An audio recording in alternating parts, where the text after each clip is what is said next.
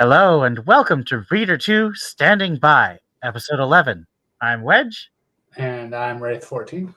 and we are so happy to have you join us in our journey through the X-Wing series of Star Wars books from the old expanded universe. Today is a special occasion, as the first time we're going to venture off the beaten path of official branded X-Wing stories into the other works which make up what I call the X-Wing meta-series. Spoiler alert, we will spoil everything we've covered so far and the entire book that we're reading today. And that book is I, Jedi by Michael A. Stackpole. This book was, to give a little bit of context, both out of universe and in universe. Out of universe, this book was released on May 4th, 1998. I think this was actually before any of the big May the 4th be with you celebrations. I feel like that's only been going on the past decade. But it's kind of funny that it was released on that day.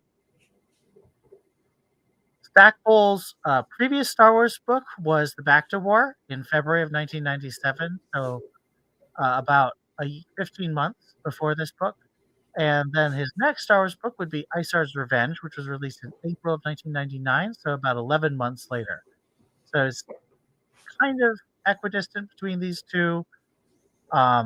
It was a hardcover, so it had a longer production process. The paperbacks often were done on a quicker time frame.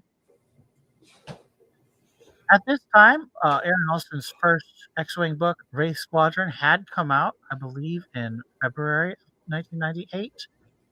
But due to the late start on that book, which I believe we talked about in the Wraith Squadron episode, and Stackpole taking a bit more time to prep and construct this novel, although he did write it in about a month, acknowledgement section.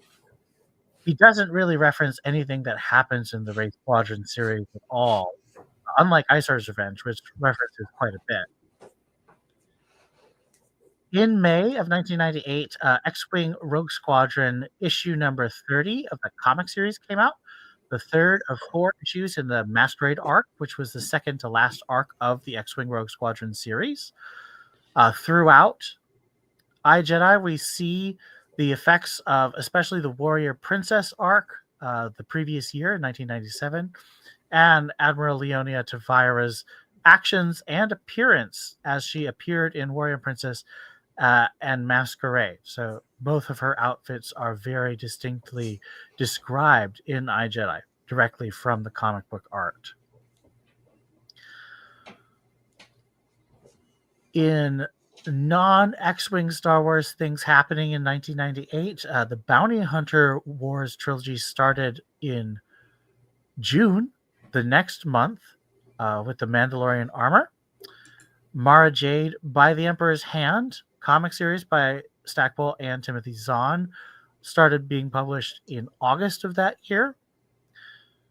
Vision of the Future, what many consider to be the season finale of the Bantam era, although it is not, of course, the last book in the Bantam era. There were at least 4 or 5 books that were published after September of 1998.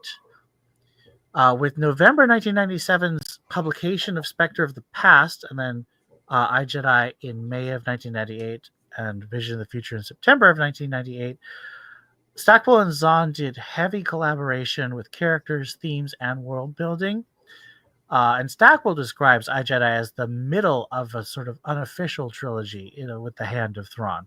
Similar, but of course not identical, to what happened with the Callista trilogy when Kevin J. Anderson wrote a book after Children of the Jedi, and then Barbara Hambly rounded out that story with Planet of Twilight. In universe, this book happens literally at the same time as the Jedi Academy trilogy for the first half of the book.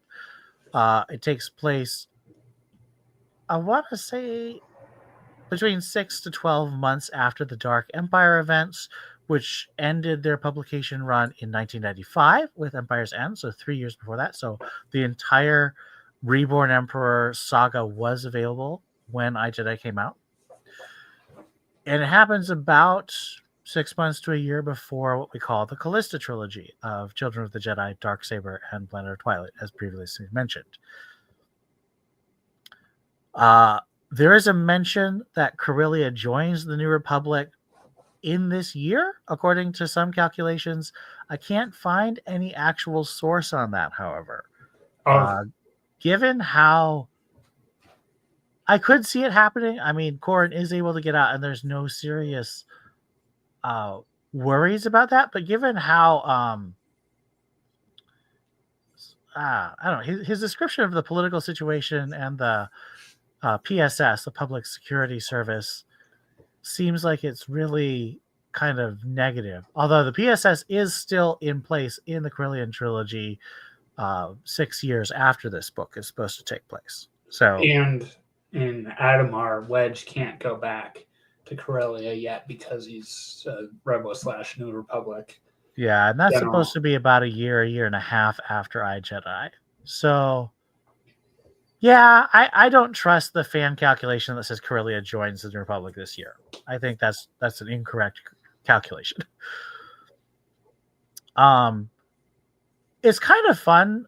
The Jedi kind of occupies the pivot point of the Bantam era of books chronologically. Of course, it was published towards the end of the schedule, but chronologically, pretty much every book before Jedi is about an official imperial threat, whether it's a major warlord or an official imperial like Thrawn or Isard or Pastage. After this, pretty much every threat is non-imperial in nature. It's either an insurrection or an ethnic cleansing by a native population or another. I mean, there's a bunch of insurrections. Corellian Trilogy and New Rebellion are both insurrections. Or they're imperial splinter groups that are so small that you really can't count them. Like Hethrir and Roganda Ismarin are not anywhere close to Dala, or they don't even have a Star Destroyer to their name. So this book kind of marks the Empire's end as any serious threat to the New Republic. The New Republic was then the settled dominant galactic power, and the Empire was very much a rump state that didn't really bother people as a whole. There are, of course, border skirmishes for the next 6 years until Hand of Thrawn, but after the destruction of Karita and the consolidation of the warlords in Darksaber, there really isn't a major imperial push.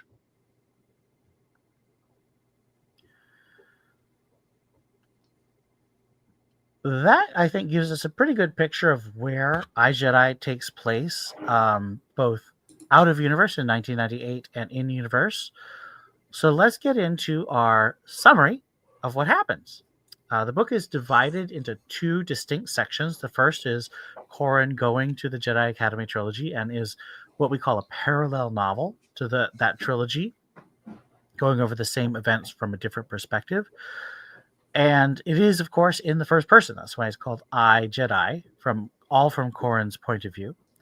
The second half takes place as he travels to the planet Corcris and goes undercover with the Invid pirate gang, trying to find out what happened to his wife. So, let me summarize the first half, and then Wraith will summarize the second half.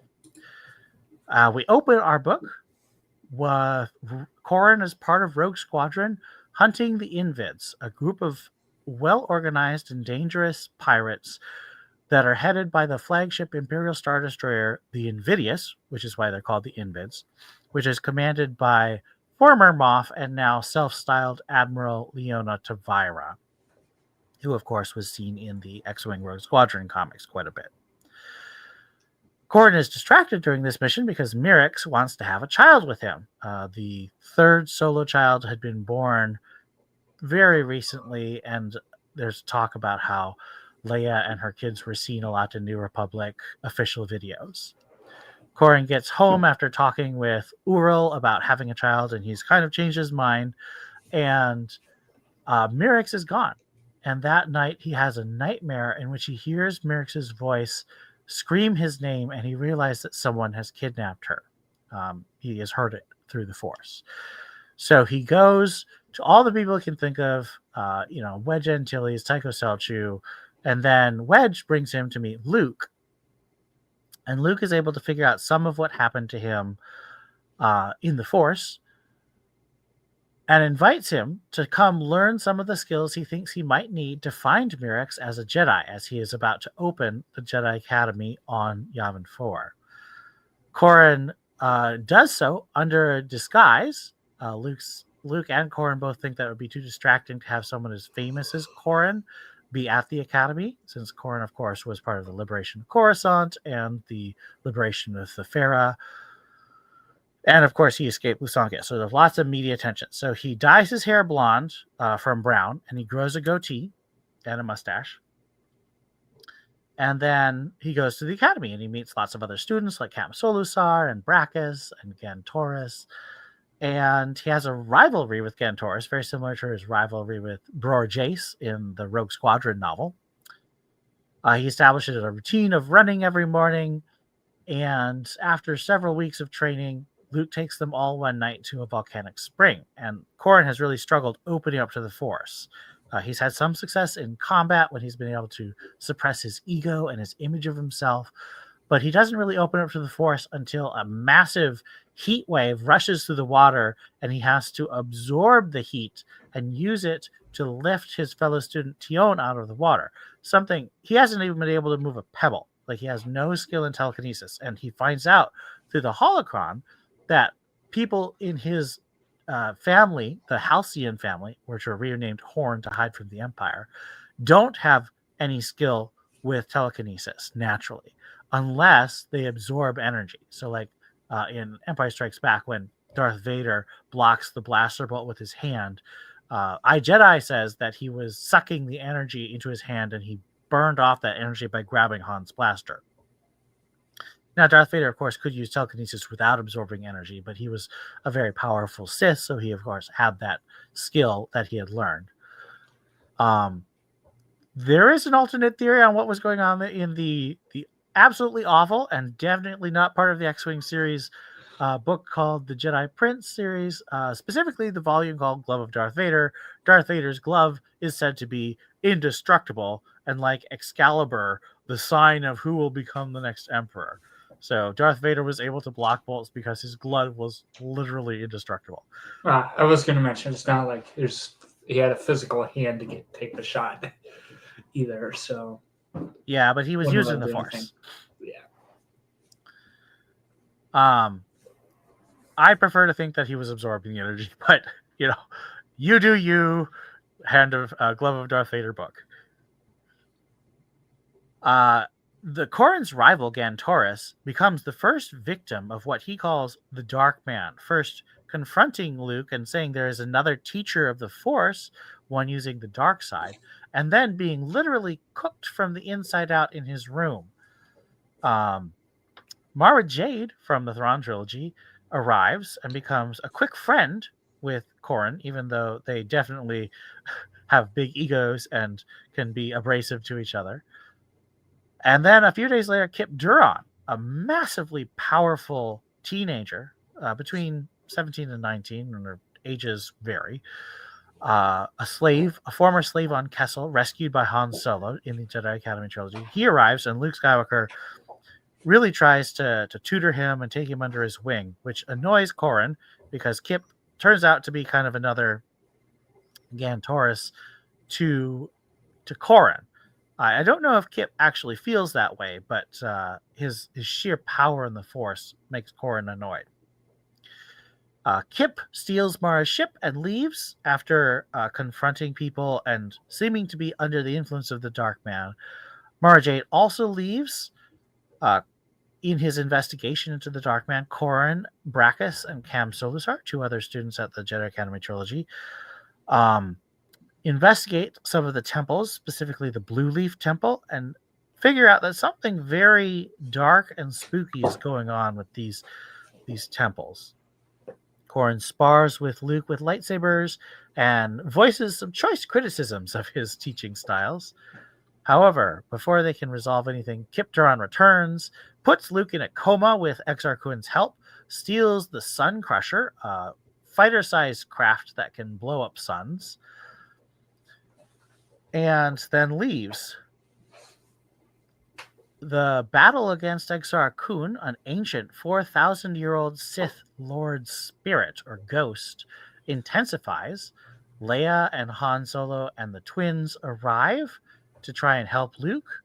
They feel the destruction of Karita, an entire star system where most of the Empire's TIE fighter pilots would be trained, where Luke was going to go in episode 4, where Han Solo actually was trained, as it was Tycho Celtru and Hobby Cliven and any other Imperial trained pilots until this point.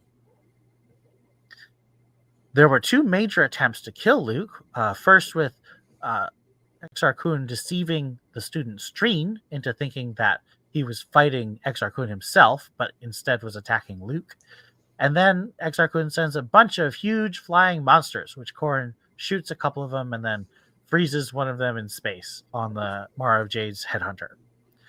The final battle with Kun arrives. Corran tries to blow up Exar Kun's temple, but Exar Kun kind of squishes him with the Force and breaks almost every bone in his body. However, the other Jedi students lay a trap for him and overwhelm him with the light side of the Force. Mara returns to save Corran from Exar Kun, but then leaves again because she feels she has responsibilities to Talon Karrde and the Smugglers Alliance. And this section of the book ends with Corran confronting Luke about how he's handled the Kyp Durron situation, the easiness of his training.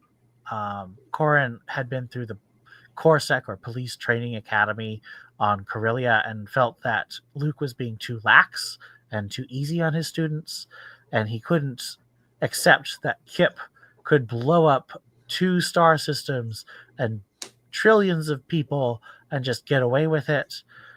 So he yells at Luke quite a lot and then leaves. He also has a wife to go find. I mean, yes, but that didn't seem to affect any of his decisions up to this point. Yeah, it's a bit we'll discuss later. But in the second part, Corran finally goes to meet his father-in-law, father of the aforementioned missing wife, who is none too pleased that his son-in-law has kept that from him.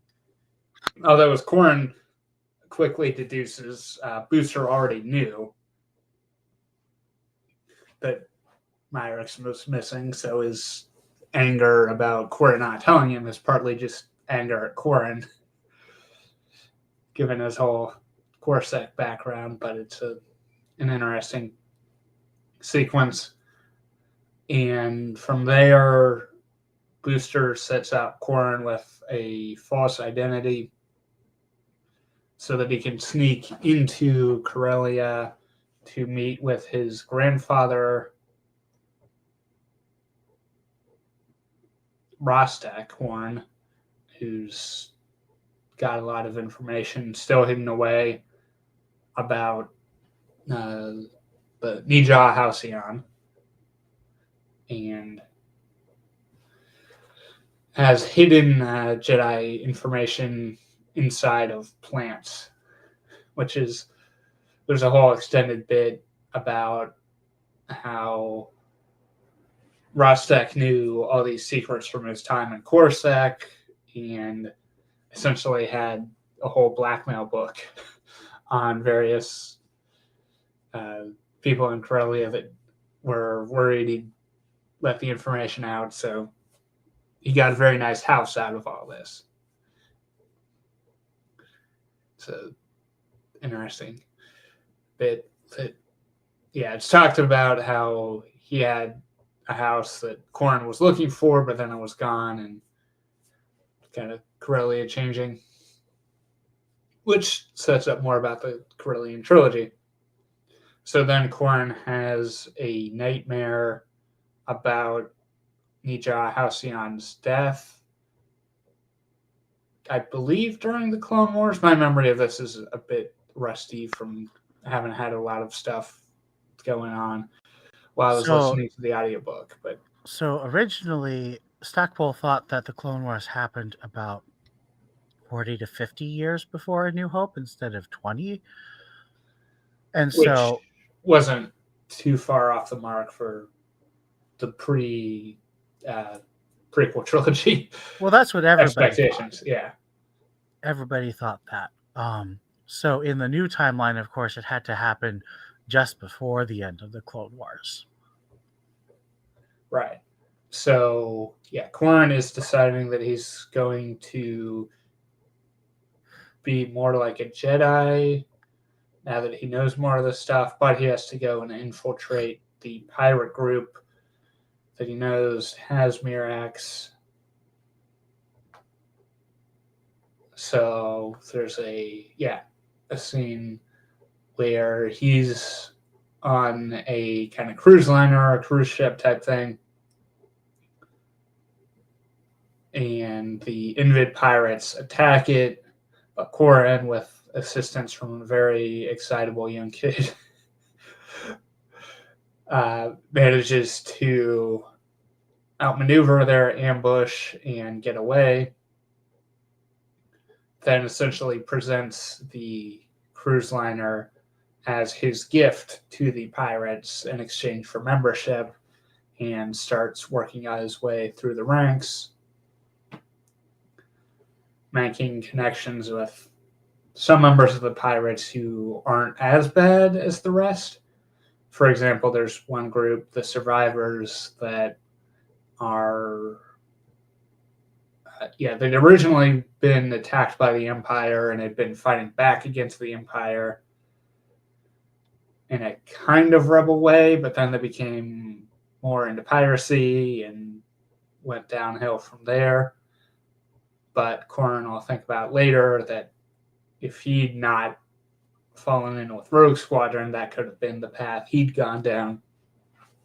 So some of them are redeemable, but then you have really bad pirates like this guy Remart that Quarren quickly clashes again with, and his whole falling in with the pirates. And again, this was a part I listened to not recently enough to remember super well. Takes some time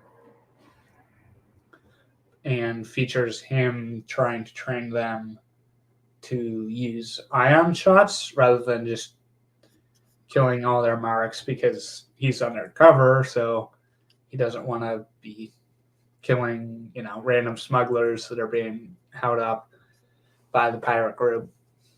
But he can't blow his cover either, so that gets complicated, especially when Remart is more of the kill them all attitude. Then there's a battle at the planet Zafel near Kuwait, where the pirate group Quarren is in gets attacked by a New Republic task force, including Rogue Squadron, which is really bad, because not only is he going against his friends without them really knowing who he is, he quickly realizes just how much better Tycho is. Best scene in the whole book. And even though, he tries to use like a force projection to replace his, what's known as a clutch starfighter, variant of the TIE with more defenses with his X-Wing, but Tycho is still running him down, and then fires off 2 proton torpedoes. I can't remember if those were aimed right at Quarren. They were aimed at Quarren, but Tavira thinks they were aimed at her because she's a narcissist. So that sounds right. And he meets Tavira, the head of the pirates, former Moff, who's got a habit of having worked her way into power by seducing the guy in charge and then killing him. So charming. And she has her sights set on Quarren, which we'll talk more about later.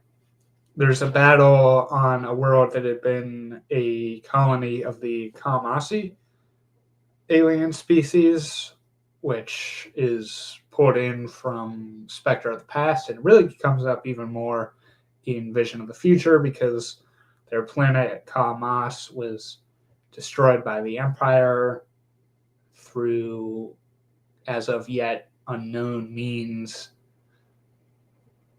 that come up more in Hand of Thrawn. And then the real kick the dog moment was the remaining Ka'Masi set up different colony worlds to ensure the species survived, and one of the bigger ones was on Alderaan. So Corran has picked up on the fact after one of the pirate raids that Remart and his group are nowhere to be found, and knows that can only mean trouble.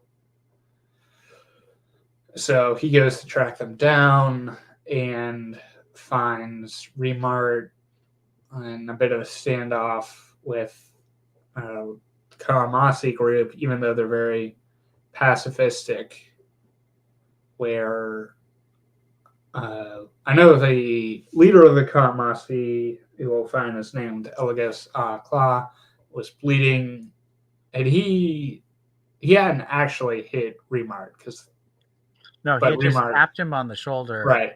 And Remart was like, "How dare you!" and smacked him in the face. Yeah, but then Corran essentially fights Remart to protect the honor of one of the younger Ka'Masi, Elegos' daughter, and beats Remart out pretty badly.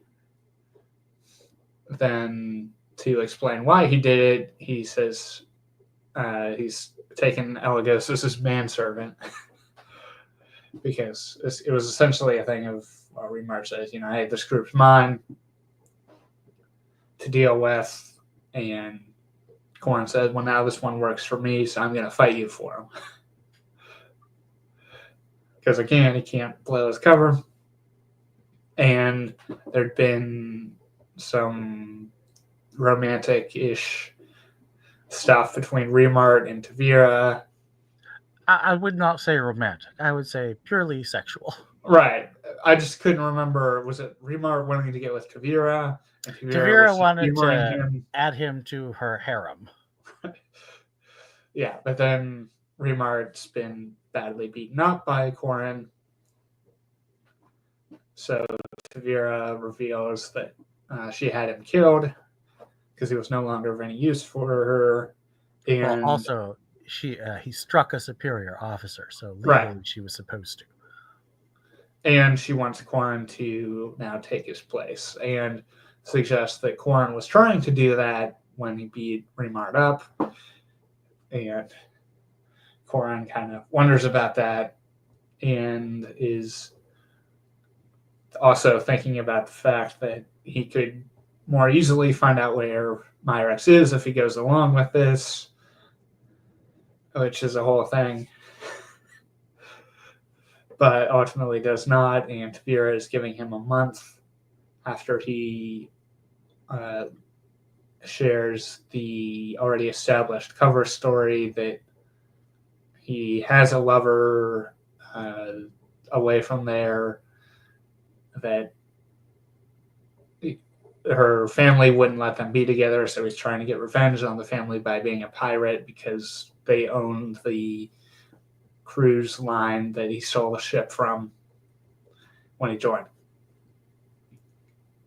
So Corran is now on Corcus with the other pirate pilots, all of whom are in various groups that kind of get along, kind of compete. And the Invidious, which is what the Star Destroyer Tavira has, is going around doing its own thing. So she's out of the picture for a month, and that gives Corran time to figure out what he's going to do with her deadline, while also trying to eliminate the pirates on Corcus. So there's a whole segment which has Corran posing as what we've aptly described in the show notes as Jedi Batman. He builds a lightsaber and starts going out under the cover of night, first by using his force abilities to create an apparition of the Imperial officer the survivors had initially killed to get revenge for the death of some of their own, and saying doom has come to Corcus from that guy's voice. Then he starts going after one pirate group after another, taking out a secret casino, finding pirates that when they were out on the street and attacking them. Very Batman-esque things, if you're familiar with that. And it all sets up to an explosive showdown with Shala the Hutt. And if you've listened to our Race Squadron episodes, you should know that is Shala with one L. And Shala's had the bright idea to lure this mysterious Jedi into a factory, rig it all with explosives on a dead Hutt switch, and then immediately taunt Corran that if he dies, the whole square kilometer around them will explode, except Corran deduces that the person who engineered this for Shala is not around and is looking to replace him. So the explosives are not nearly as good or as powerful as Shala thinks they are. They'll still get the job done, but it's mainly just going to kill Shala and the Jedi in the factory, which is what I believe it's a Twi'lek number 2 guy he had working for him. Yep. Is planning all along. I forget what it is exactly he does, but Shala is so shocked. Is it doubling the lightsaber? He turns his lightsaber and it becomes super long. Right. But then it burns out because he used a synthetic diamond. But the surprise causes Shala to drop the switch, which triggers all the bombs. Yeah. Not the brightest HUD in Nalhada. So then after that, Corran has managed to use his energy absorption abilities to survive the explosion, but quickly realizes when he runs into 2 women on the street afterward, he survived the explosion. His clothes did not.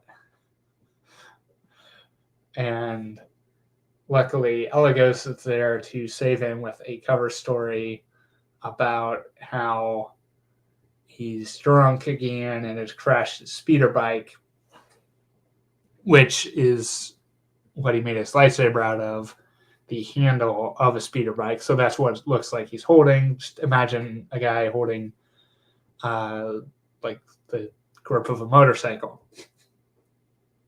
because the Terminator wanted his clothes, his boots, and his ride.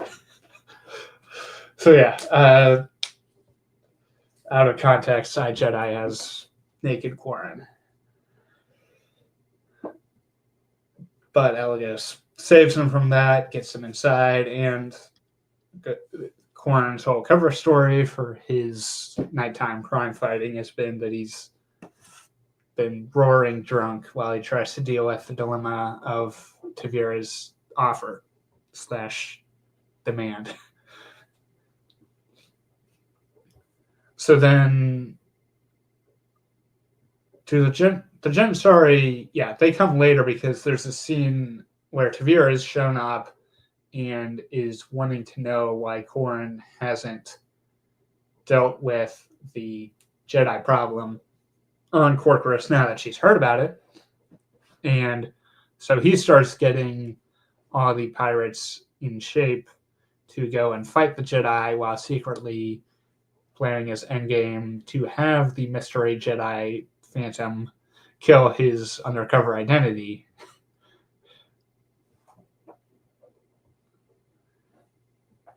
And I think he's in the process of arranging for that to appear to happen when the Janissari show up, which are, we'll soon find out, a separate quasi-dark side. It's a complicated Force sect, where there's a scene where Corran sees 6 of them and thinks, they have blasters. That's what they're reaching for. This is going to be easy. But then all 6 of them, all 5 of them pulls out lightsabers. And Corrin's like, oh no, this is real bad. And then a 6th one shows up at the end of the alley that he's in. But that turns out to be Luke. And Luke is basically taking off like 4 while Corrin just deals with the other one type of thing. Really showing how much more powerful at this Luke is compared to Corrin. So they managed to knock out all the Gensari and then do the good cop, bad cop routine on one of them, with Corrin being the good cop and Luke, who was not a cop and doesn't really know what to do, just standing malevolently in the background at Corrin's instruction. And they have an Esalamiri there, which, if you've not read the Thrawn trilogy, takes away the connection to the Force of anybody inside its immediate bubble. So Corrin is telling this Gensari woman that I've taken away your Force ability as something Luke did, and that's why, Luke's been helping me. That's why you weren't able to detect my Force presence, rather than letting her know all 3 of them have their Force power temporarily removed. So they get her to share her ability, not her ability, her memories about how Tavira showed up, made it seem like she was going to free the world the Gensari were on from the Empire, but really took over instead and was compelling them to work for her in a way that reminded me, another Thrawn trilogy reference, of Thrawn of the Nogairi. Because I was thinking, like, what does Tavira have on the Gensari to make them keep serving her? I think she basically threatens to nuke their city if they don't help her. Right. It's like, yeah. She just doesn't have the resources to keep a Star Destroyer in orbit, so that part confused me a little bit. But in any case, then Luke, Corrin, Oral, who brought Luke to where Corrin was, and had a very funny, especially if you listen to the audiobook, bit where he's telling Corrin that, hey, I'm a findsman. And that's not about finding where someone is. It's about knowing when you need to find them. Which seems a bit hand-wavy, but I'll allow it. It's super fun. Oral's the best.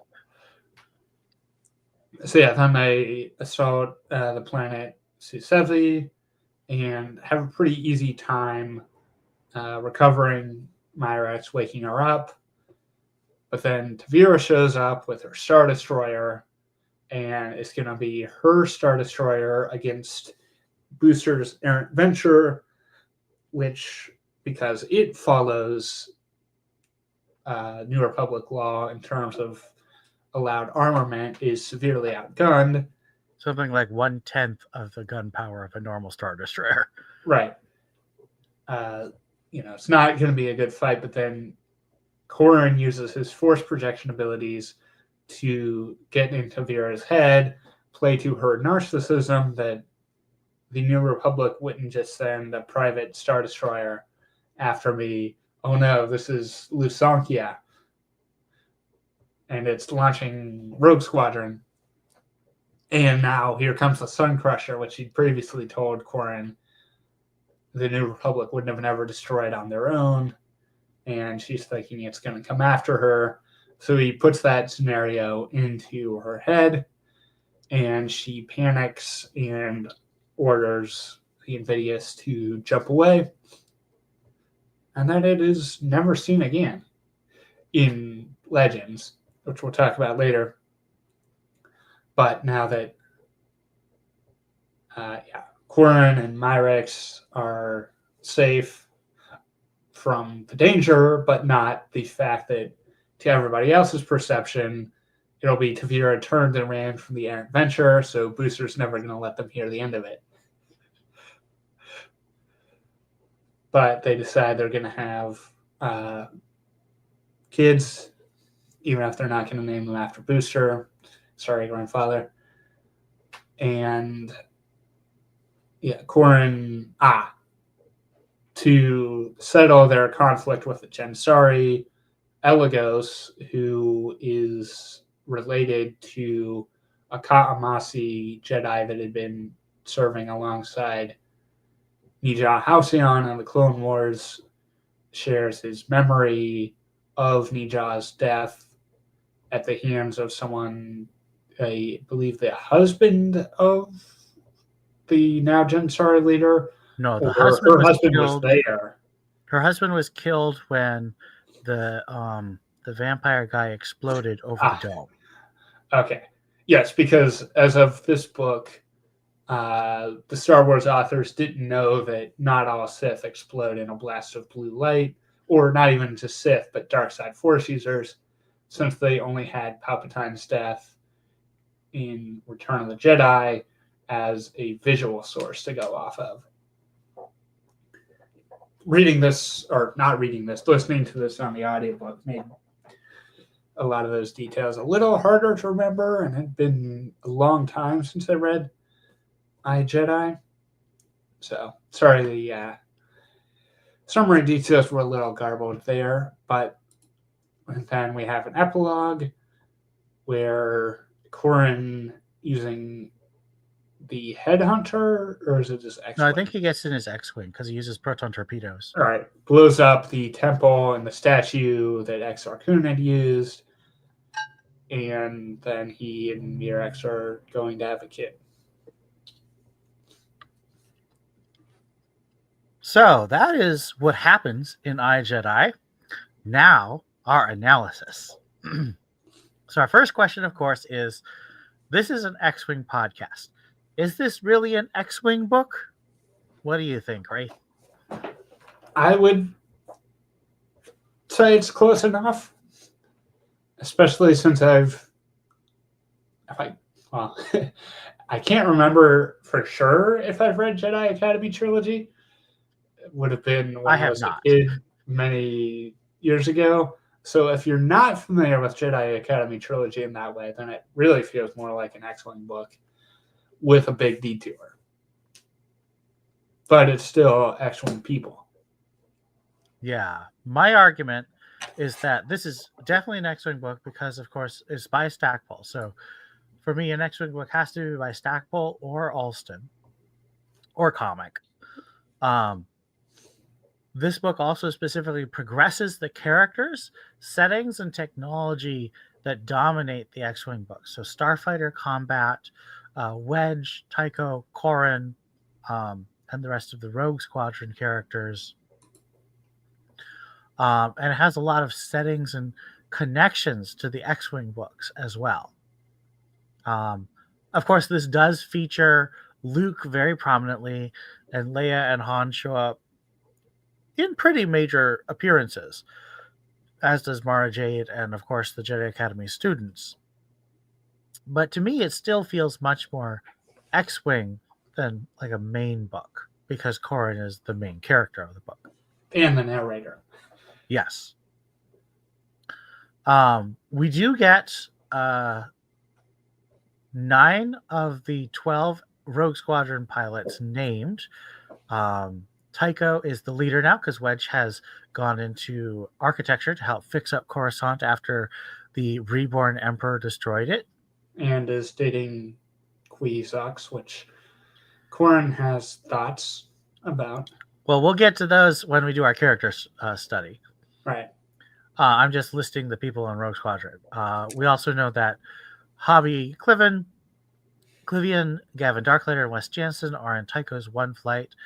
In 2 flight, we only know that Remy Polar, a female pilot, is in that flight. She goes EV in the first scene. We deduce that Iniri Forge is also in 2 flight because she was in later books and said that she never left the squadron. So she has to be here, even though she's not named. And then in Corrin's flight of 3 flight, there's Corrin and his wingmate Ural. We also have a Klatooinian, Vurulf, There's some Klatooinians in the recent Skeleton Crew TV show. They look sort of like dog men. And then Gufrin, who we don't know if that's a human or an alien, but he's the last pilot in 3 Flight. We probably assume they tap someone to fill Corran's slot, but we don't know for sure. So there could be an additional rogue that is not named. We also learn slang for New Republic fighters, which is funny because normally we're from the New Republic point of view, so they just call them X-Wings and B-Wings and A-Wings. But the Invids, the pirates, call them Wishbones for, of course, Y-Wings, Pointers for X-Wings, Slims for A-Wings, and Crosses for B-Wings. Most of which makes sense. I think Wishbones had been used for Y-Wings before in the X-Wing books. Well, they call them bones, but I don't know if Wishbones had been used. But yeah, the other ones, those are new. Now it would just be very X-Wing pilot to have a slang for Y-Wings. Yes. I want to say they're called pig troughs or pigs, but I could be wrong. Well, that goes back to the Death Star. Yes. Now, Wraith, would you say the first or the second half is more like an X-Wing book, or do you think they're equally X-Wing booky? Definitely the second half. Yeah, I would say so, because it's more Starfighter combat focused. Very beginning of the first half, when it's Corran in the battle against the Invids as Rogue Squadron, and him talking to Wedge and Tycho, of course. So I think that is pretty clearly an X-Wing book because it has all these details and all this focus on things that the X-Wing would also focus on. But it definitely expands from just being a part of Rogue Squadron to having this Jedi training section and also this undercover detectives / vigilante section. So it definitely is an unusual addition to the X-Wing series, but I think fits pretty comfortably in the overall meta series. Now, even aside from the question of is this an X-Wing book, iJedi is definitely today, and I think even back when it came out, one of the more polarizing Star Wars novels that was ever published.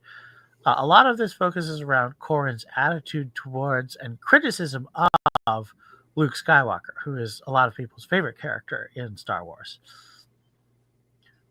So, what's your feeling on Corran's critical and insubordinate attitude towards Luke in iJedi?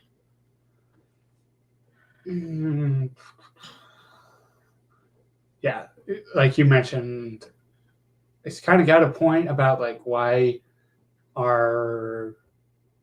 is there so much just ignoring these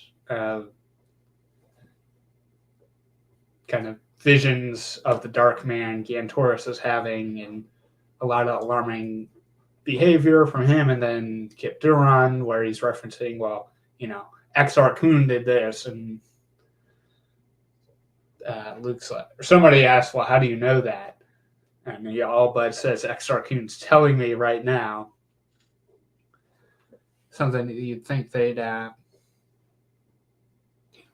maybe wonder why someone's being talked to by a 4,000-year-old Sith spirit. But also, and again, all this is from the Jedi Academy trilogy. It seems like a really bad idea to set up a Jedi training academy on a planet that they're stuck on. Yeah, there's not even a shuttle they could get off. They only get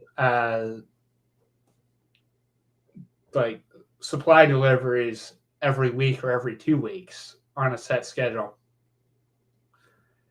So they're stuck there in the interim, and the Empire's still out there. And in fact, in the Jedi Academy trilogy, the Empire will even attack Yavin 4, which is not a planet unknown to the Empire. It's pretty well done. Slightly important in Imperial history right there. And there's this whole dark side presence. It's kind of like in a horror movie when you start to realize the house may be haunted, you should get out of the house. But Yeah, they've given up their car. I understand why Kevin J. Anderson made these choices, but they very much feel like these choices are made so the story can be exciting, not so that any of the characters in the story make sense or seem intelligent at all. All of the characters seem very impulse driven and kind of dumb in the Jedi Academy trilogy. And Stackpole, I think, is trying his best to work character motivation and intelligence into Luke's decision making without changing the events of the Jedi Academy trilogy, which of course he can't. And then at the end of the book, you have Luke saving the day when Corran's bit off more than he can chew. So, well, additionally, in the big confrontation that people are like, oh man, I can't believe that Corran's so disrespectful to Luke. Luke tells Corran, if you leave now, you're going to struggle with the dark side, and it'll be very dangerous. And in the big temptation scene with Tavira, Corran very much realizes that he's been falling to the dark side. He's been falling to animalistic games of power and beating his enemies and being the top dog. yeah. And so, I think I know which one you're talking about, but really there's two scenes that could count as the temptation scene. I'm talking about the one where she kisses him. Right. But yeah, like, where she's like leaning forward and pushes him down in bed and is like leaning onto his knees, and it's like, oh, guys, Eligos is still stuck in the room. Very Roman Empire. Which I will comment about why I made that comment, but I fundamentally feel like people who say, "Oh, Corran's so disrespectful to Luke," Luke is right about so much. Corran has to acknowledge that he nearly fell to the dark side, and he did a lot of dark things. Luke was absolutely right that he would struggle very hard with the dark side if he left the academy, and he did. And then Luke comes and saves the day, and he's super awesome. Like, it's some of my favorite Luke action ever because he's just completely in control and better than every other character on the page. Yeah, Corran, he may be the eye in the story, but he's not infallible. Actually, that's one of the reasons why I love this book more than a lot of the other X-Wing books, is because Corran explicitly has huge moral and character flaws in this book, and he has to come to terms with some of them. He has to grapple with his failures. And so that, to me, really deepens Corran as a character. He's not just, the best pilot other than Wedge and Tycho in the squadron. Now he's, a guy whose ego gets him in over his head, and he makes bad choices, and he acknowledges that they're bad choices. And so I really appreciate that. Now, another, I think we've already sort of tipped our hand on this, but another group of people who find iJedi obnoxious think that Stackpole is being unprofessional in how he criticizes the Jedi Academy trilogy. What do you say to that charge? I mean, well, okay. Not sure of this. Weren't Stackpole and Anderson like good friends? They still are. They go to cons all the time and hang out. Right. So yeah, it's not like one author stabbing another one's work in the back. It's, taking over or working in the sandbox that's already created and going from there. So don't think so. I mean, yeah, it seems like something they would have talked about ahead of time. Oh, they talked a lot. I mean, that's why Wedge had to fall in love with Ayala, but then Ayala was married, because originally they were going to get together. But Kevin J. Anderson told Stackpole, oh yeah, I'm going to have him fall in love with Queezugs. And so Stackpole had to quickly figure out a different path for Ayala for a bit.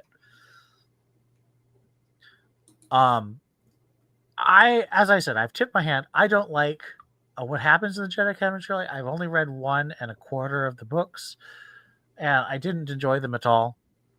So I kind of agree with Stackpole's criticisms.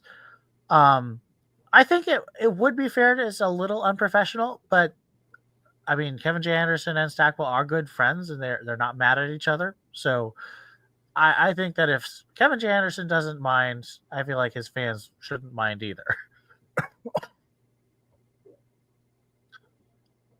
Now, another piece that I think is perhaps one of the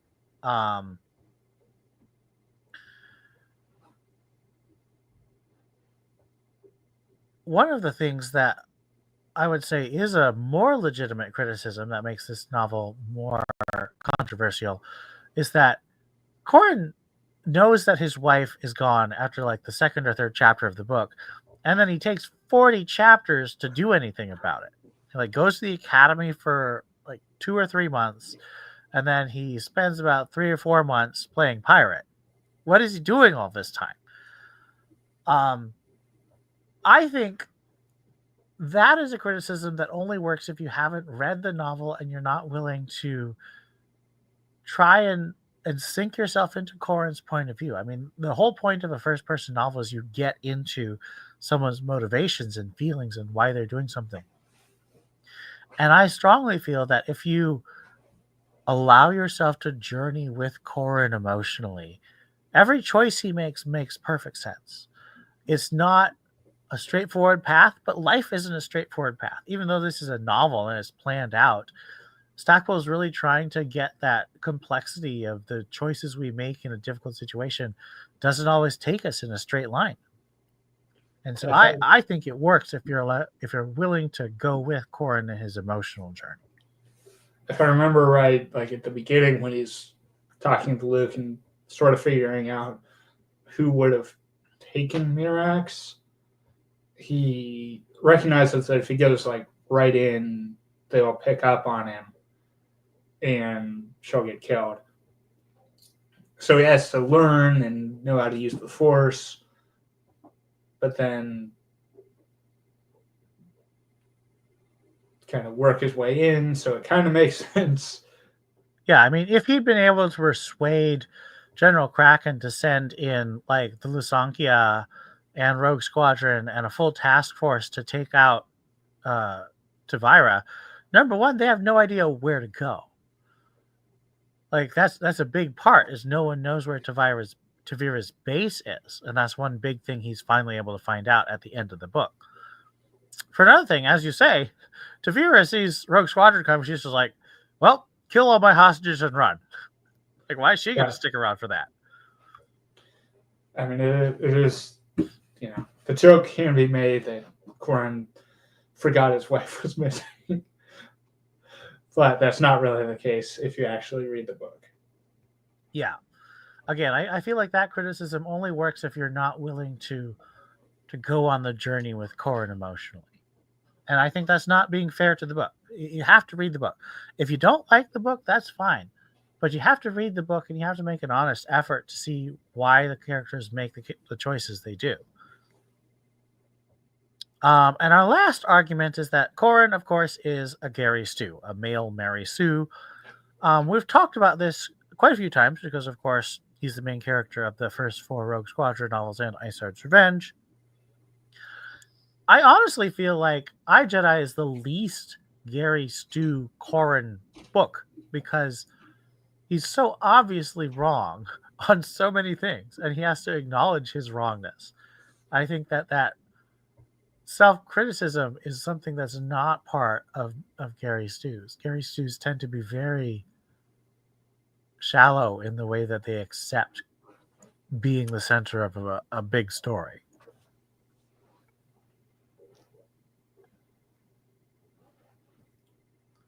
Yeah, and he needs saving at the end.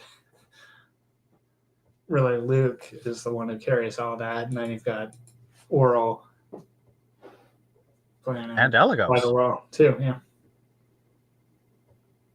I mean, without Elegos, Corran basically just becomes a pirate and probably, sleeps with Tavira and really, he genuinely forgets about his wife. He just becomes a barbarian warlord.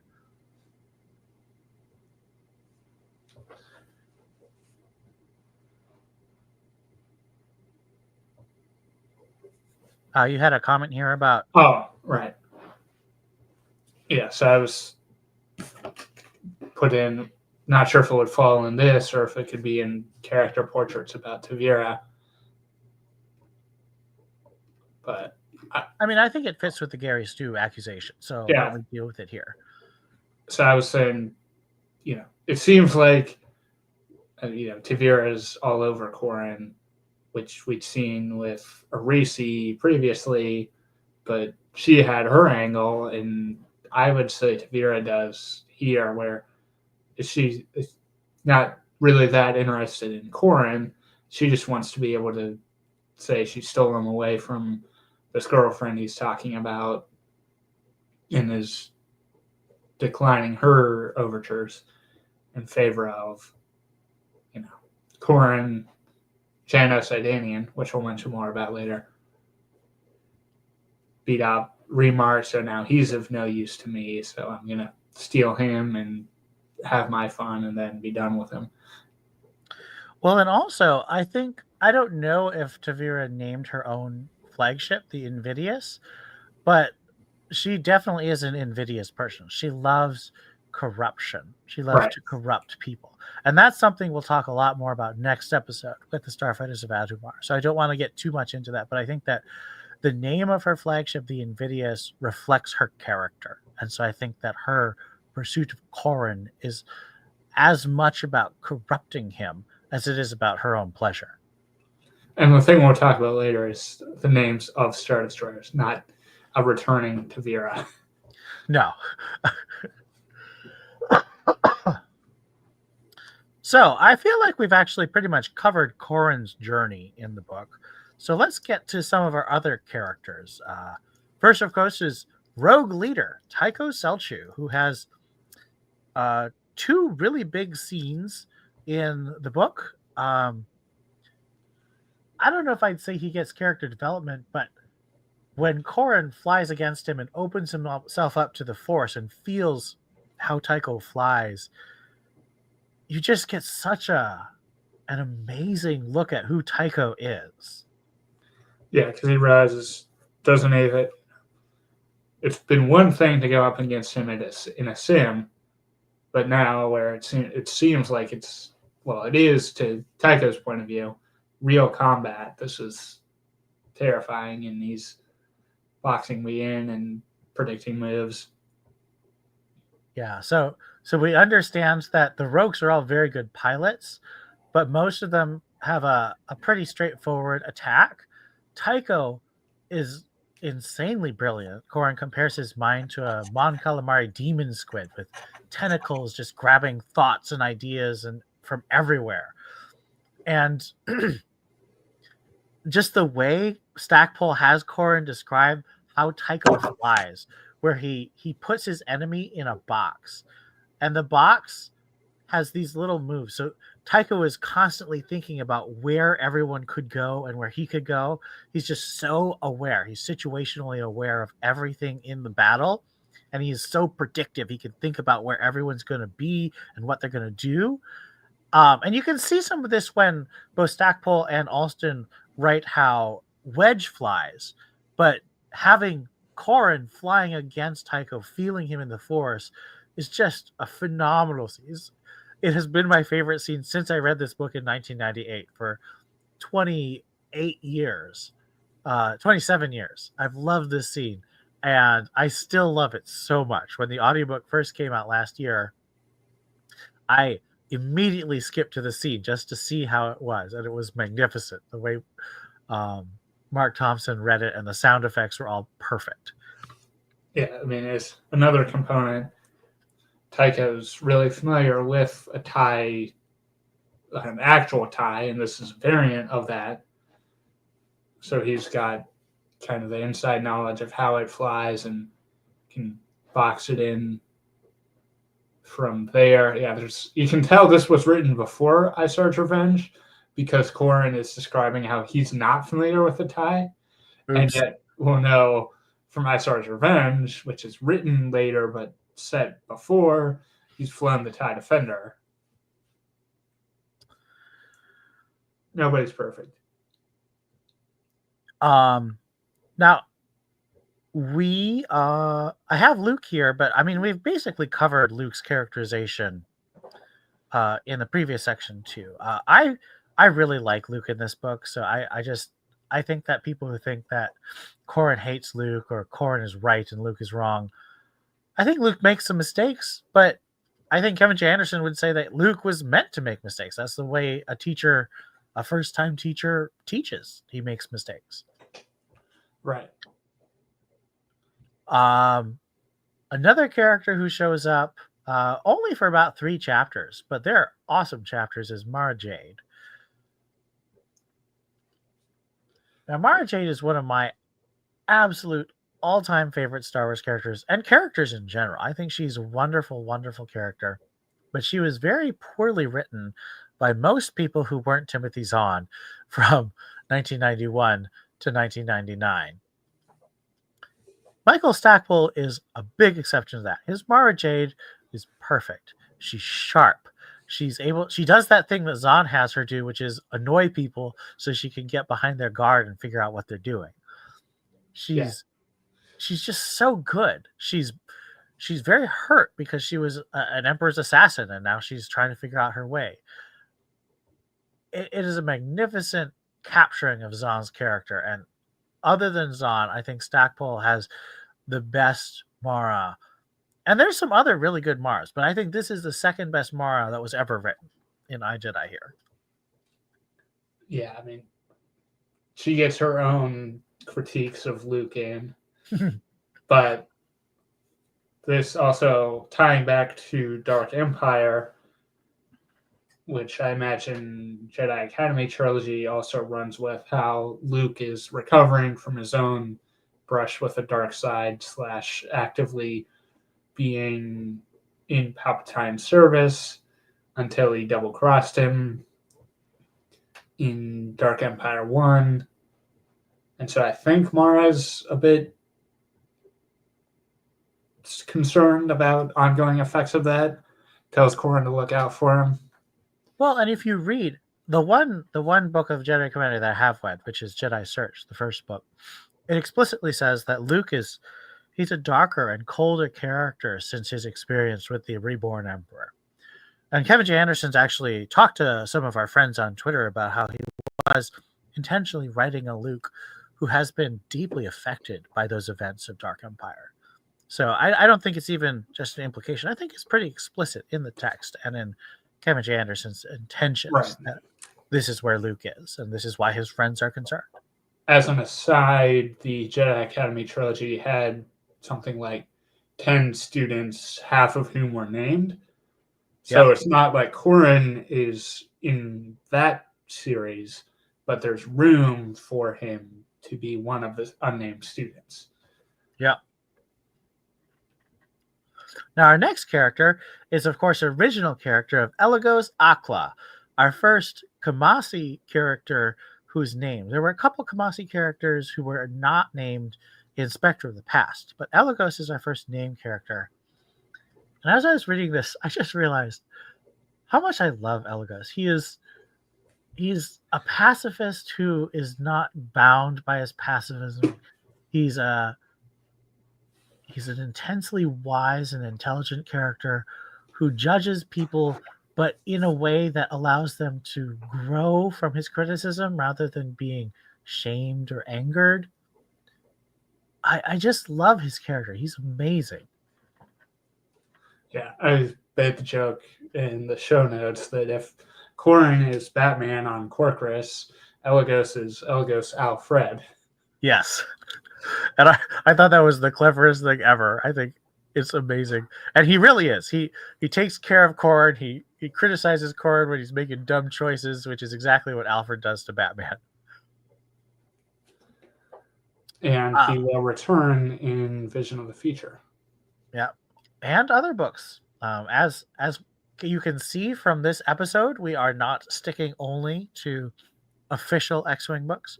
So we will see Elegos more times than just one in this podcast.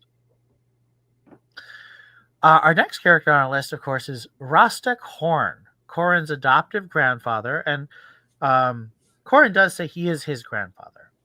Not biologically, but he never knew Neja Halcyon. And Rostek very much loved him and cared for him and raised him with wisdom and criticism and encouragement. So I would say he is his grandfather, even though not of blood. And he's a fascinating character. What do you think of getting to know Corin's grandfather? It's a shame he wasn't in anything else. I know, he's so good. I would have loved him if he had showed up in like Corellian Trilogy or something. But of course, that was written 3 years before.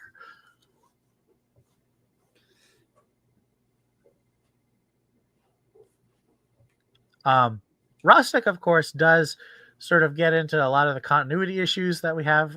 He explicitly says it was 50 years ago rather than 30 years ago for the Clone Wars. And so there's a lot of stuff that you have to kind of fudge in your head. But honestly, I think it mostly still can work. You just have to realize that time frame is different, and it's just the way it is when George Lucas changed his mind in 1997. And I think it's these prequel stories didn't know about no attachments. So the interesting thing is the Booster. Remember when Booster first meets Corin after he trained at the Academy, he said, I wasn't sure if a Corellian Jedi would still care about my daughter. So there was, I think, that monastic element, that there was always a chance that a monk wouldn't want to have a romantic relationship with a person anymore. But so not even though it wasn't forbidden. Yeah, even if it wasn't forbidden, it was definitely a concern that someone who was so spiritual wouldn't be concerned with a physical romantic relationship with a wife or a husband.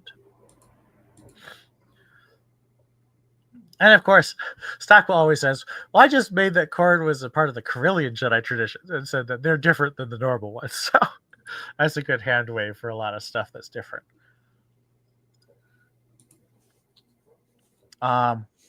Our second to last heroic character I wanted to look at was Wedge, of course. We only see him twice. First, when Corin meets him on Coruscant and he takes him to meet Luke. And second, when he drops by the Academy to drop off some students and brings Quizooks. Here again this is perhaps a bit more explicit criticism from Stackpole towards how not just Kevin J. Anderson, but several authors have used Wedge, taking him out of the cockpit and giving him strange relationships with bird women. I like the way that he writes Wedge, but he's definitely writing a Wedge who's going through a middle-age crisis, even though he's only about, I want to say he's only about 34 in this book. Yeah, I was trying to do the math in my head there, but that sounds right. I mean, I do like the Wedge's architect idea in general, especially after everything he's seen in the war and the way which Jedi touches on this at the beginning, and I assume it's in Jedi Academy trilogy, all the damage to Coruscant in before Dark Empire, and Wedge having been a Star Destroyer that I think crashed on the planet. He and Lando were both so crashed. He would have seen that up close even before the never shown in canon liberation of Coruscant after Empire's End. So I could see Wedge at this time wanting to build things instead of destroy.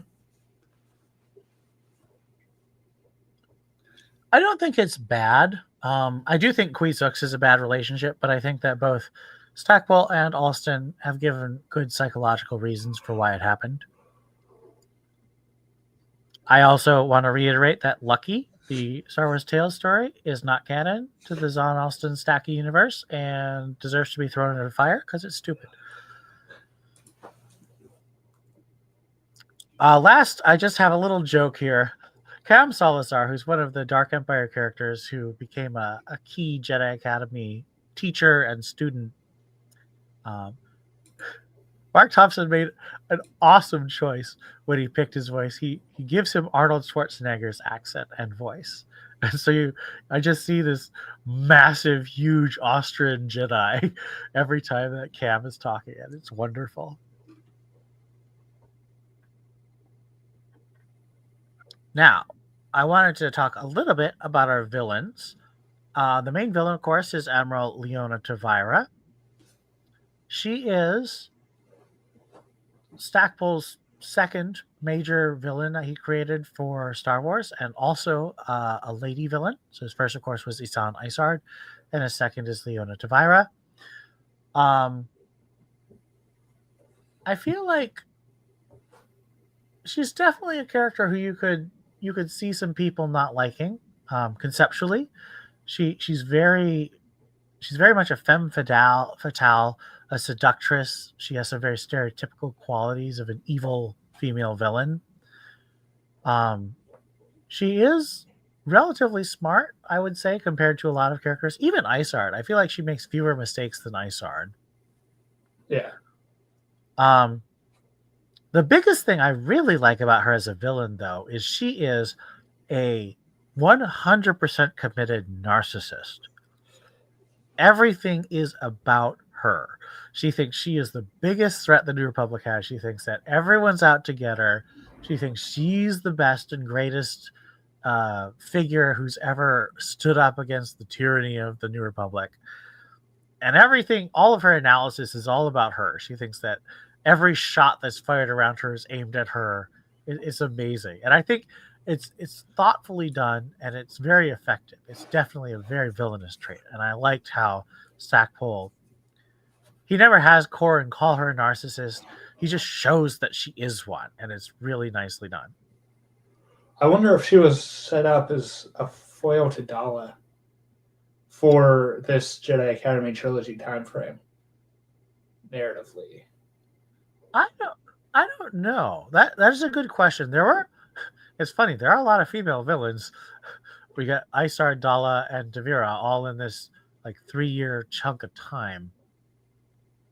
And all of them are pretty incompetent in the end. Tavira, I think, is the most competent, but she's also the least ambitious.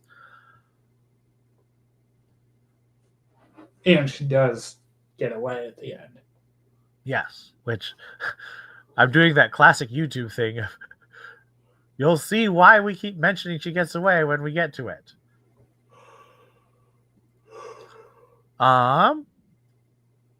So, and the last bit of villains, it's not a single character, are the survivors and the other pirate gangs on Corcus. I think it's kind of funny if you think about this as, what's that island in Pirates of the Caribbean? I've not. Tortuga, right? I've not seen Pirates of the Caribbean. Oh, okay. Well, I feel like Stackpole was definitely leading into both an urban crime situation like Batman, but also really going in for some pirate stereotypes. And I think it's kind of fun to see the survivors and all their superstitions and all that stuff on Corcus. There's a lot of texture in Corcus that I really enjoyed. It feels kind of like a real place with a lot of real characters. So I like the survivors as characters. I'll just mention, like, Google searches, right? I mean, there were real pirate havens, dens of lawlessness. Yeah, a lot in the Caribbean, obviously. During, like, the 1700s. Yeah, the great age of sail and age of piracy. Yeah. And, of course, what is it called? What are the things we have a letter of mark? Oh, privateer. Yeah, so that's where, you're a private individual, but the government... You have a license from the government to go attack other countries. Enemies. Yeah. It's also like a bit of Wild West, like with having to check your weapons in at the door of the saloon. Oh, yeah. Definitely some frontier behavior. But I think that's pretty common in a pirate type setting too, where everyone's armed and it's just funny following the rules. When Corrin's told to do that by a protocol droid and slices it in half, and You can tell he's thinking of Emtray. Poor Emtray. I like him. And Emtray, isn't he at the beginning of this? He is. He's in it for the second chapter when Corran calls Rogue Squadron to try and get Tycho awake. Whistler also makes some meaningful appearances. Yes. And attempts to bake food when Corran is stunned about the disappearance of Matrix. Whistler's the best. I love him. Now, the title of this book, I, Jedi, I know of two other books that use this format. The first I read was I, Robot, the 1950s collection of Isaac Asimov's 1940s science fiction stories about robots. But my understanding is that it's more likely that this book was patterned after a book called I, Claudius, which is a history based on the sensational reportings of Roman journalist, I suppose we could call him Suetonius, about the history of the Roman empires from the perspective of one of the empires, Emperor Claudius. That was made into a very popular TV show starring Derek Jacobi. I want to say in the 60s and 70s, but I could be wrong. I've never watched it or read it. But that's why I made the Roman Empire reference for Tavira. She's definitely leaning into that decadent Caligula style. Right. And I wanted to add a couple of observations under the two parts of the title, the I from the first person and the Jedi. So in the first person perspective, you have lots and lots of really details. This book is about 100 pages longer than any of the Rogue Squadron novels, except maybe the Back to War. And it fills up that space by really fleshing out Corran's world and his experiences and his thoughts.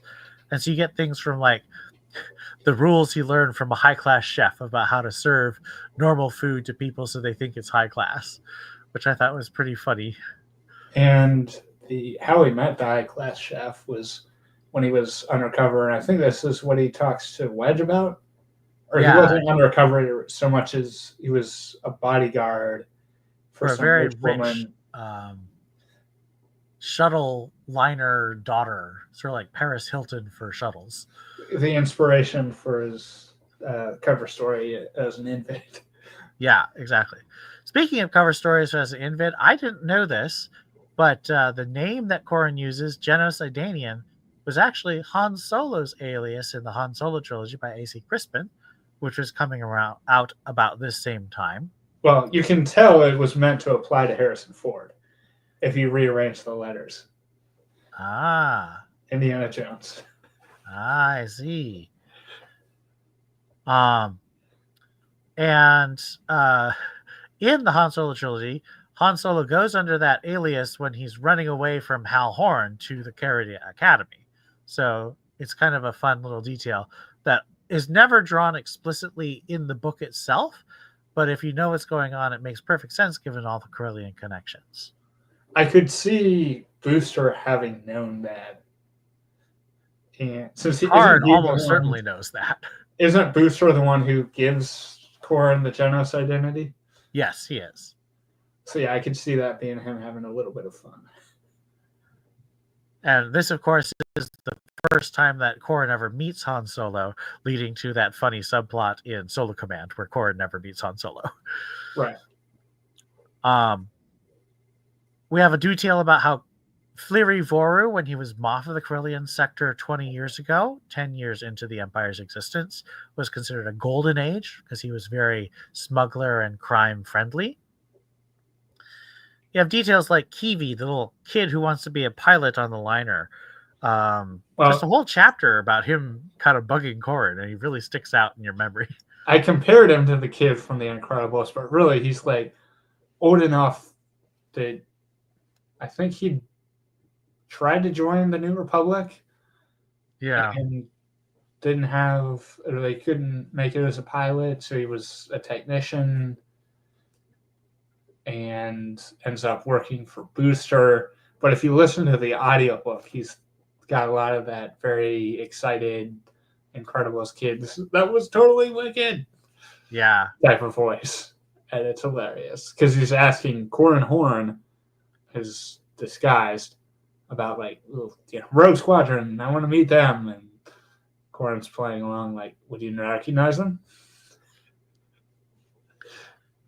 Yeah, and then of course when Corin is first joining and then eventually leading the various squadrons in the Survivors and the Invidious pirate gang, it's very interesting seeing how someone who has lived his life in a very disciplined way, what he does when he gets into a culture that's so undisciplined, a culture that's so driven by desires and impulses rather than by duty and honor.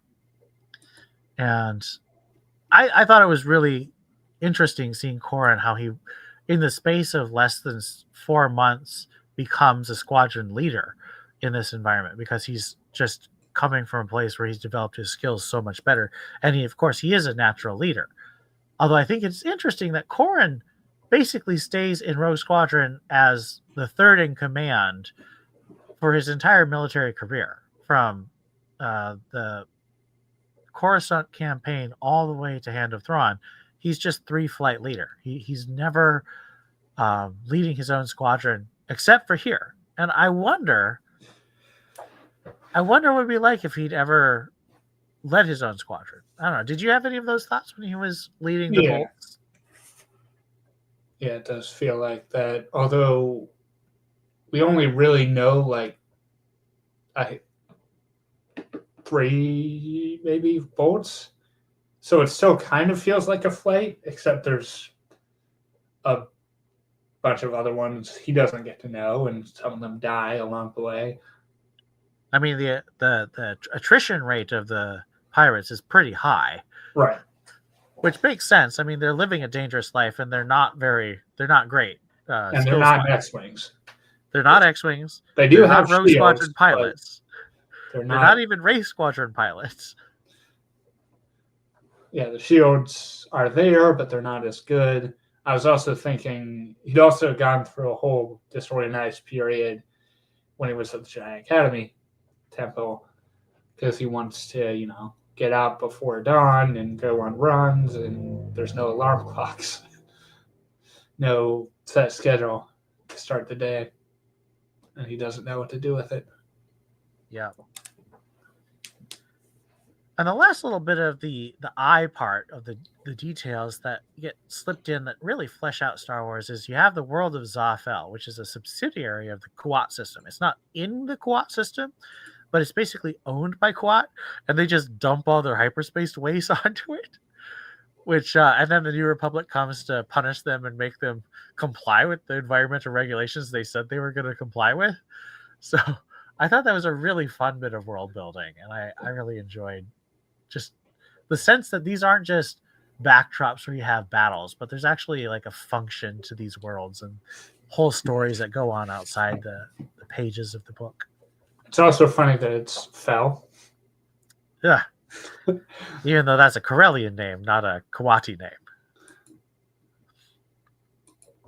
Now, let's get to the Jedi section. There's so many details of what it is to be a Jedi, or at least a Corellian Jedi, to cover your butt like Stackpole does. You have things like Luke telling the students that Jedi don't dream. The Force brings them information, but they don't have normal dreams. You have details like Corin charges his lightsaber. So the lightsaber isn't on an infinite power supply. You have to charge it between battles, and you unscrew the bottom to plug it in. We have the assumptions that were later turned out to be incorrect, which is that if you are on the dark side, your body's just full of dark side energy, so it explodes in blue fire like the Emperor. Or Sabath in Last Command. Well, I mean, Zahn got that from Return of the Jedi. So basically everyone was copying that because that's all the information we had. Of course, you could argue that Darth Maul didn't die, so that's why he didn't explode in the prequels. But I prefer to think that he did die. So And because Yoda and Obi-Wan both faded away, it was the assumption that all Jedi Masters faded into the Force. And I think you Which we could still see. argue that they probably had the access to that lore, and all the ones that we see did have that lore. But of course, Qui-Gon didn't in Phantom Menace. So just a lot of assumptions that we made that you couldn't know otherwise. But it makes sense that they had those assumptions, and it makes sense that those assumptions were wrong based on what the prequels did. Do those kind of assumptions bother you when you think about the prequels and you think No. about? Yeah, me neither. I'm just like, this is a great story. I mean, we haven't really given our ranking yet, but I think it's clear both of us really like this story. So I think we just like it works in itself, and you can sort of make it work in your head if you put it in the larger universe. So it's fine. And this is something that I wouldn't have known until a month ago when I read the Claudia Gray novel Master and Apprentice, which is about Qui-Gon teaching Obi-Wan Kenobi. And Qui-Gon has a very famous saying where he says, "I turn to the light because it is the light." And here, Obi-Wan tells the Dark Jedi to return to the light. So I like to think that this is a call forward to Qui-Gon's training of Obi-Wan and his preferred catchphrases. Although I mentioned is he's never actually named as Obi-Wan in I, Jedi. But we all know it's Tim.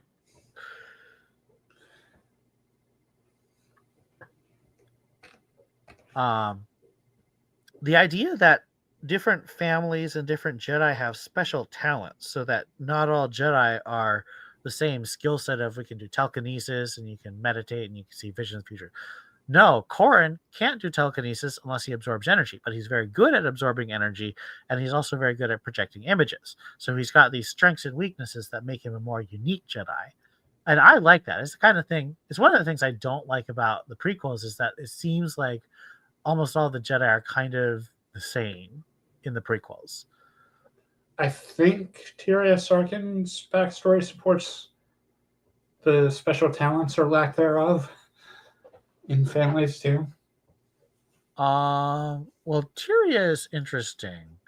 I have to reread something in Fate of the Jedi because they talk about Tyria in Fate of the Jedi in ways that expand some of that.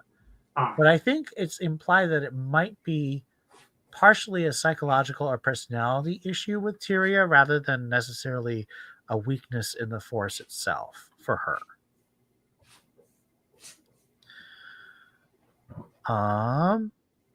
Yeah, so those are the two parts of the eye with all the details that come from the first person's perspective, and the Jedi, all the things we learn about the Jedi. If you are a fan of the Jedi, I really recommend that. And if you like this book, I recommend checking out the rest of the X-Wing books because I think you'll probably like them too.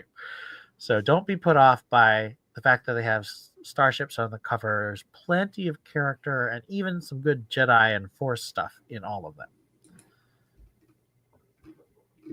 All right.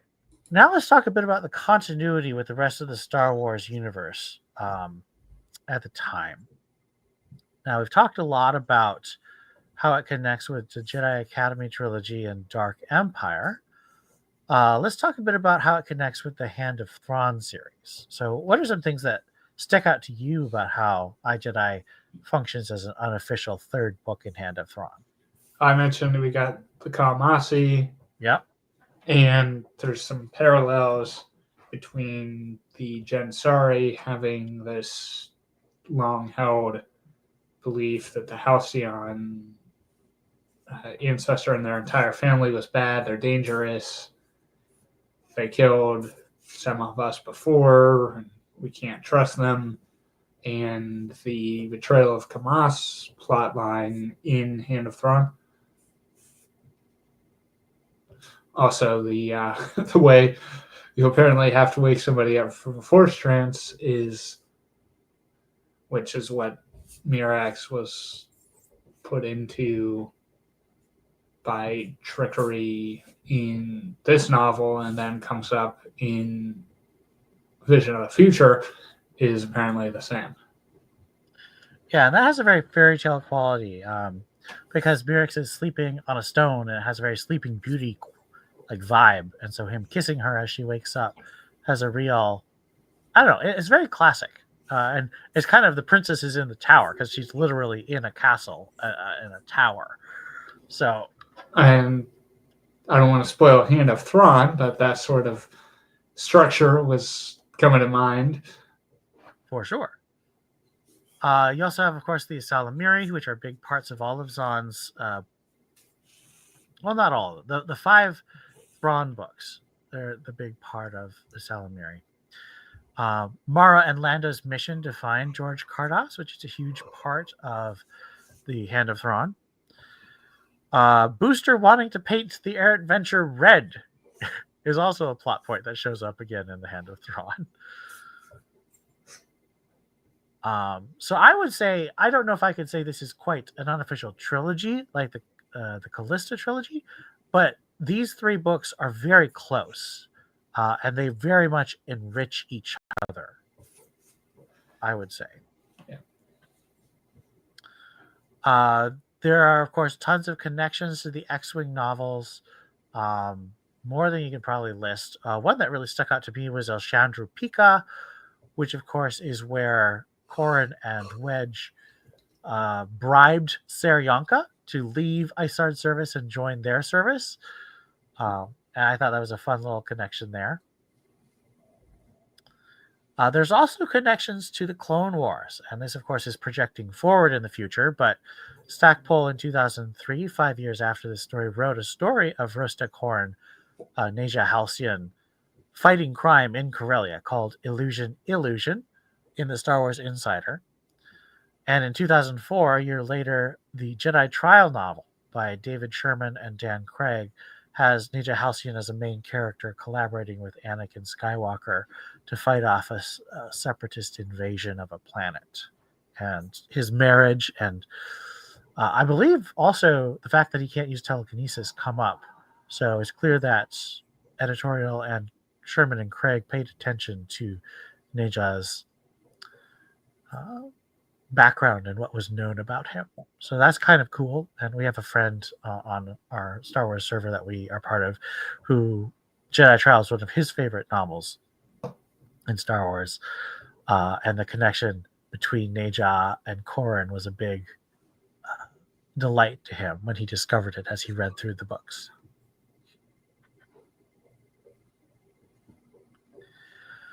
Now, we've mentioned this many times, but there are some unanswered questions at the end of this book. The biggest one, of course, is what happened to Tavira? Right, yeah, so she just disappears after this. And Luke says that he wants to join Rogue Squadron in the hunt for her. So I have a strong feeling that she got taken down in the next couple of months.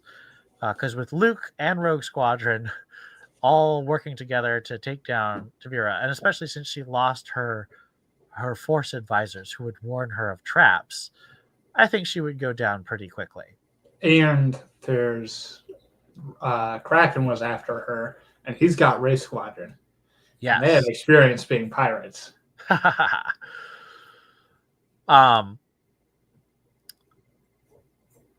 It's important, and I it's fun. I like to reread books because I do get new insights. And this time through, the biggest new insight I gained was I know why Stackpole chose not to have Tavira captured or killed by the end of the novel.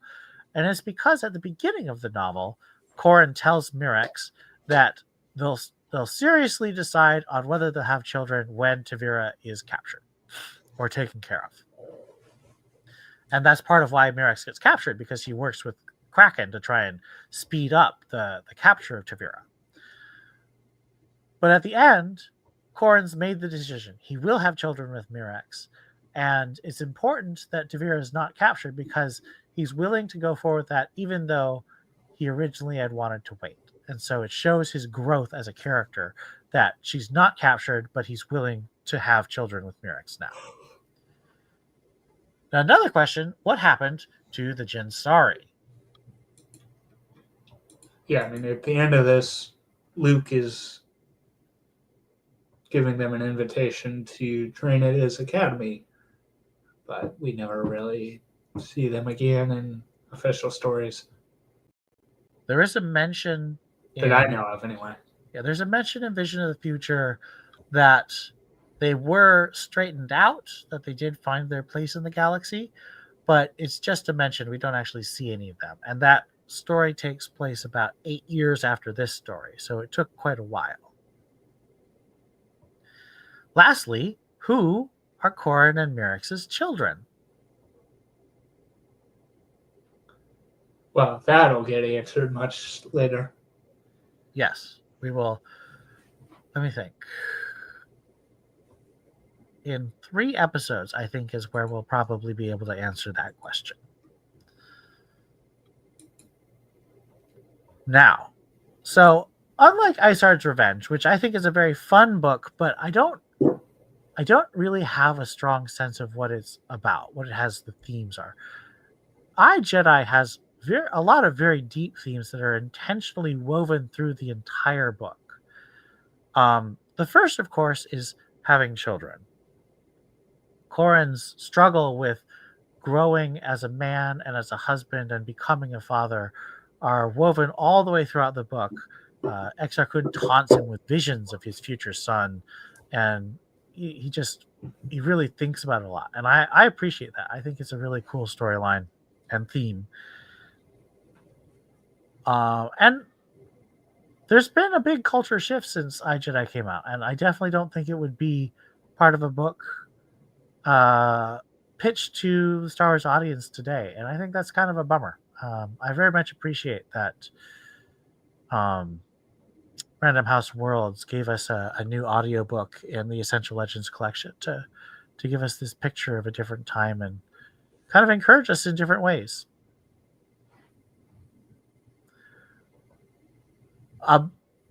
Another theme, of course, is the line between good and evil, the light side and the dark side.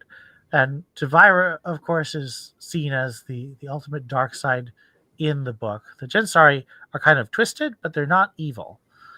Tavira is evil, and her absolute selfishness, her narcissism, her cruelty, her murderousness, even to some extent her lust, because it's not connected to caring about her partners as humans. They're all about herself. They're all selfish. And Corran explicitly says that the essence of the light side, the essence of doing good, is selflessness. And I think that's an important theme. I'm not sure I wholly agree with it. I personally think that the true opposite of selfishness is love, is putting someone else's good above your own. And there's an element of selflessness there, but it's not just selflessness in general. It's selflessness to a specific person. It's directed and is a positive good rather than the lack of an evil. Go ahead. There's also the question of whether to do evil in the service of a greater good, which Corran's thinking about in terms of getting Myrax back, but realizing that temptation he'd fall further and further. Yeah, that's a huge theme in a lot of the X-Wing books. We'll see it come back in Starfighters of Adumar. We also see it a lot in Wraith Squadron, Iron Fist, and Solo Command, because Wedge is faced with doing evil, and he refuses to. He refuses to do the wrong thing because he knows that if you do the wrong thing in the service of good, eventually you'll just end up being the bad that someone else has to take down. Because the ends don't justify the means. The means are the ends that you're working towards. And they will corrupt any good ends you have if you decide that it's okay to do bad things, to do selfish things in the pursuit of what you call good. And of course, the last theme, which I think is perhaps the most profound, is the theme of knowing yourself. Know thyself, as the famous Greek philosopher said. Corran struggles the whole time to know himself. He loses himself a bit in the Jedi Academy because it's so different from who he's defined himself. And then he loses himself even more as a pirate because he's playing a part 24/7. So he doesn't even have someone he can trust to be himself with. And it's only when he finds Elagos and he's really faced with the temptation of becoming like Tavira that he knows himself and he says, I stand against evil. I will not do evil to get good. I will not do evil to get what I want. I will do right. And it's really good. And I love how often Stackpole brings back this theme of knowing himself.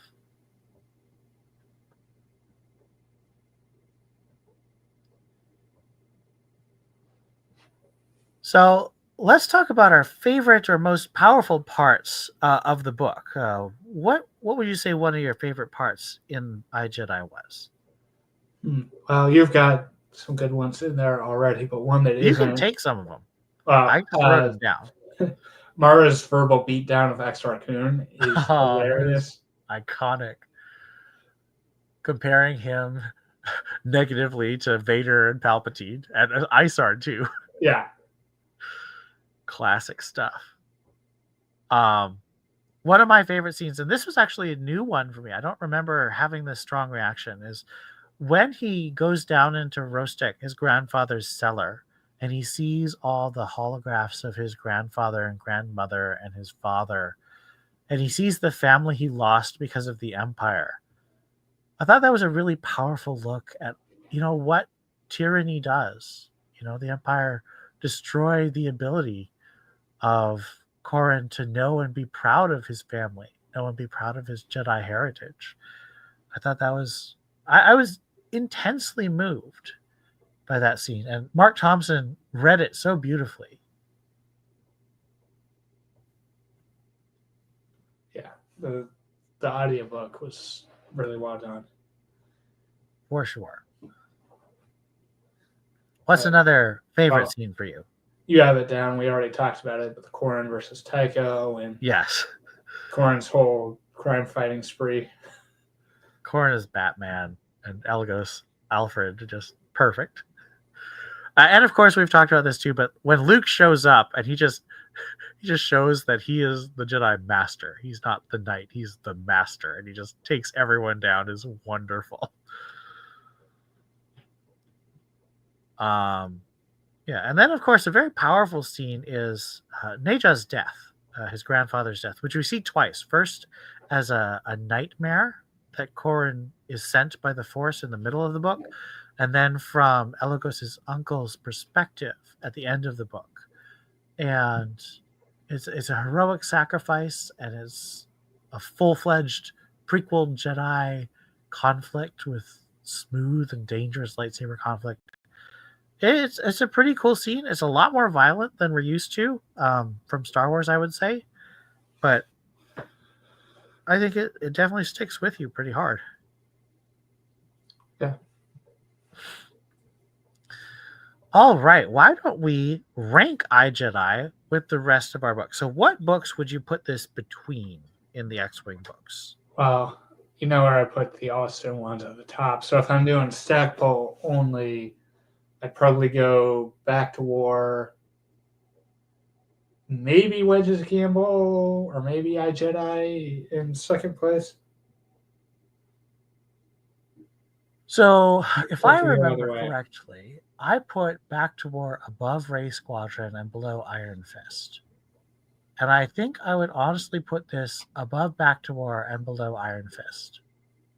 So it's pretty close to the top. I think it's genuinely one of the best books Stackpole's written that I've read. I haven't read a ton of his books. I've read about 5 or 6 of his non-Star Wars books. But this is definitely better than any of those. He put his heart and soul into it, and it shows.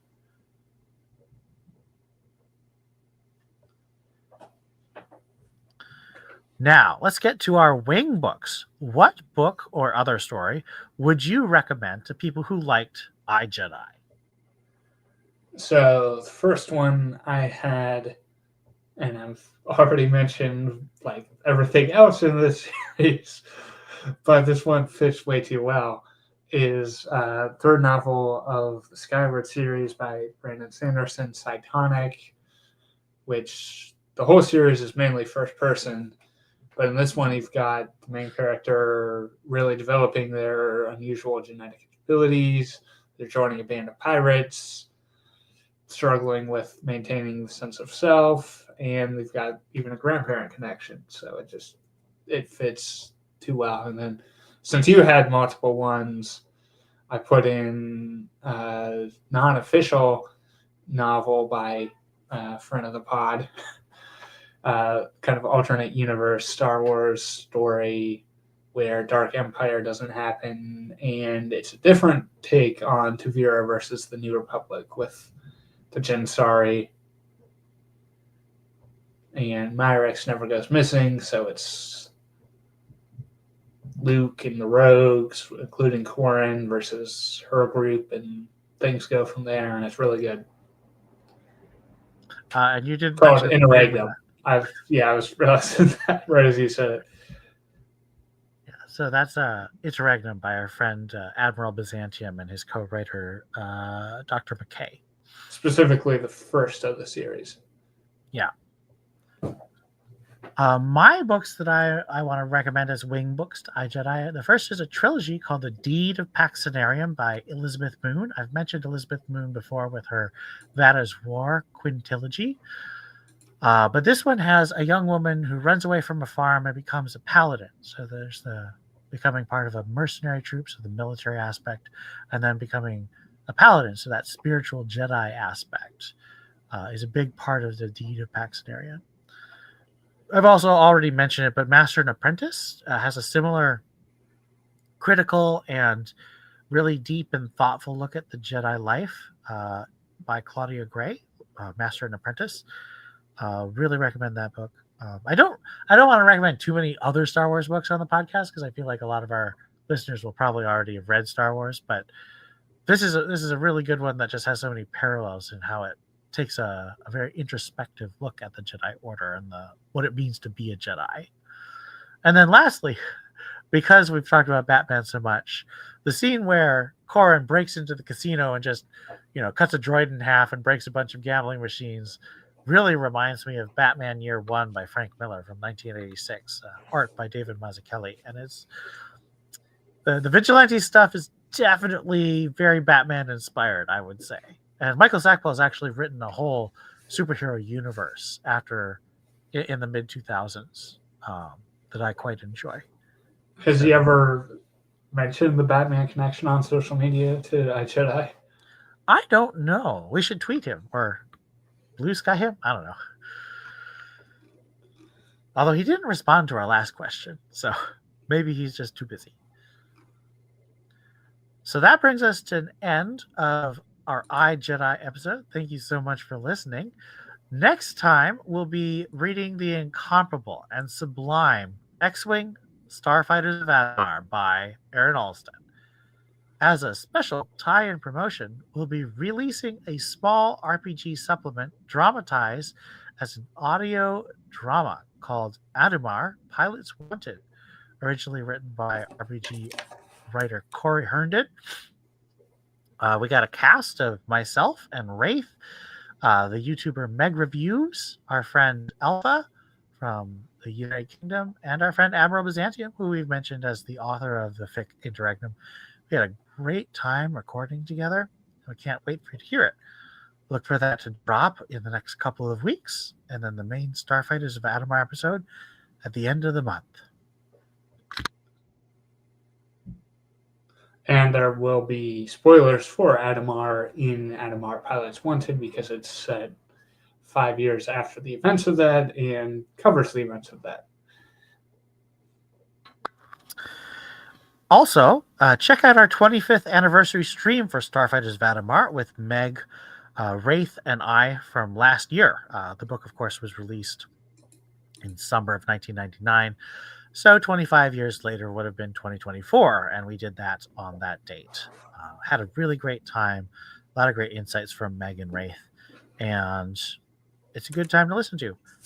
We'll do our best not to duplicate those insights. We'll go a lot more into depth with plot and stuff, but I don't think anyone who has read Starfighters of Adumar will say that you could exhaust the riches of that novel in a simple hour of discussion. You can really get deep into that book. There's a lot there. So, in the meantime, thank you all so much for listening, and keep your books locked in reading position.